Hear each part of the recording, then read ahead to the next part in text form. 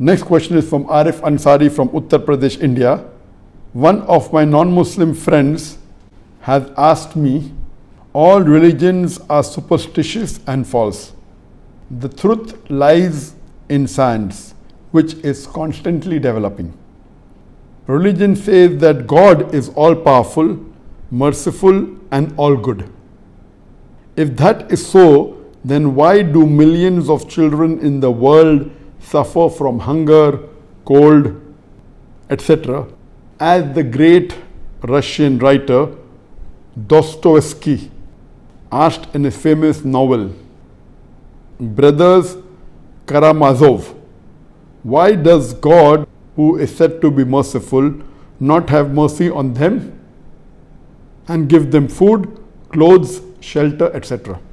Why is there so much poverty, unemployment, malnourishment, sickness, etc. in the world?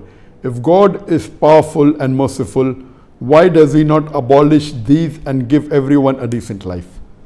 The question posed by the brother is that one of his non-Muslim friends is saying that all religions are superstitious and they are false. Science is ultimate and is always developing. I agree with the brother that most of the religions, they are superstitious and they are false, but not all. Islam, alhamdulillah, is based on haqq, on truth. As far as science is concerned, if you compare science with the religious scriptures of the various religions, I do agree with you that most of the religious scriptures, they will fail the test.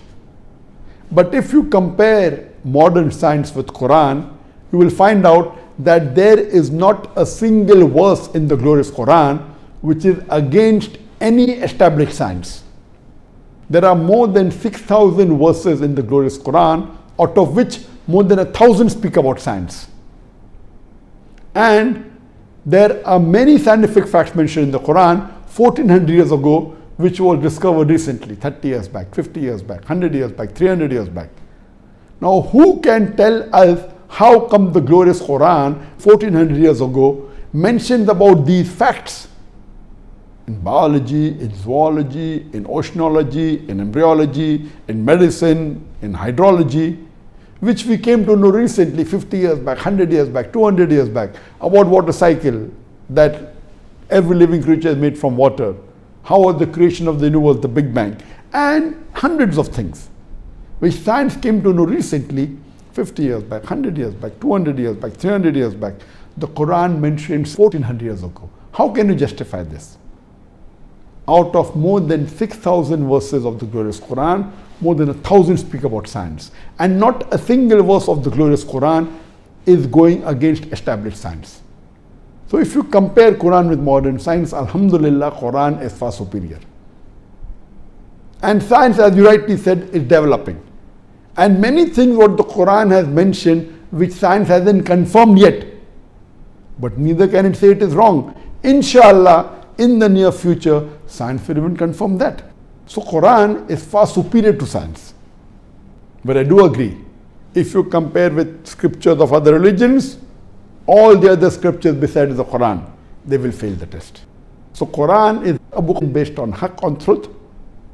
Quran is not a book of science, S-C-I-E-N-C-E, but it's a book of signs, S-I-G-N-S. It's a book of ayats. More than 6,000 ayats are there, signs are there, out of which more than 1,000 speak about science. Coming to the last part of the question, that why are millions of children in the world dying of hunger? Why is there suffering in the world? Why people are homeless? Why people are in pain and suffering?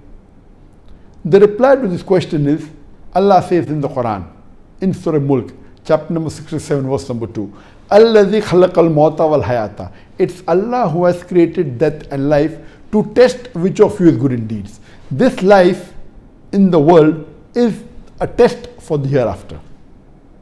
Allah subhanahu wa ta'ala has sent the human beings on the face of the earth, has sent us as a test for the hereafter. And Allah says in the Quran, in Surah Baqarah, chapter number 2, verse number 155, surely we will test you with something of fear and hunger. with some loss of lives and goods, and what you have earned through the toiling in the world. And give glad tidings to those who patiently persevere.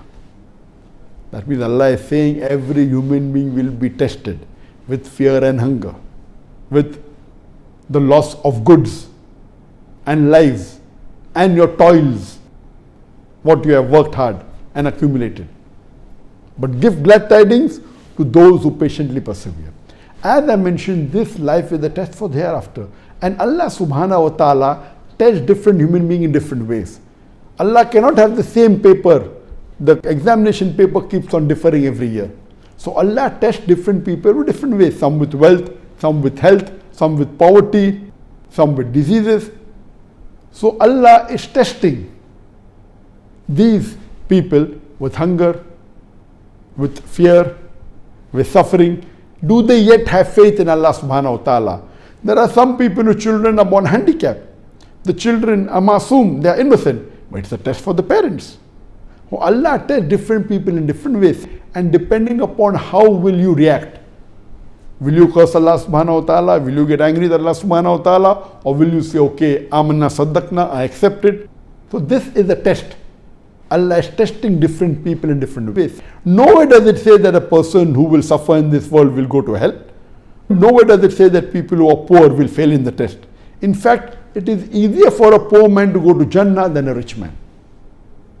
Allah is testing. If we have sabr, if we have patience, if we yet have faith in Allah subhanahu wa ta'ala, we will be successful in the hereafter. So since this is a test, the atheists will not be able to understand because they don't believe in the Creator Allah subhanahu wa ta'ala.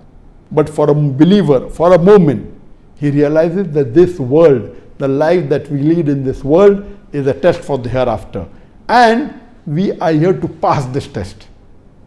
So with this way, inshallah, if you have faith in Allah subhanahu wa ta'ala, if you follow the commandments of Allah subhanahu wa ta'ala and obey what is mentioned in the glorious Quran and the Sahih Hadith, inshallah, you will be successful in this world.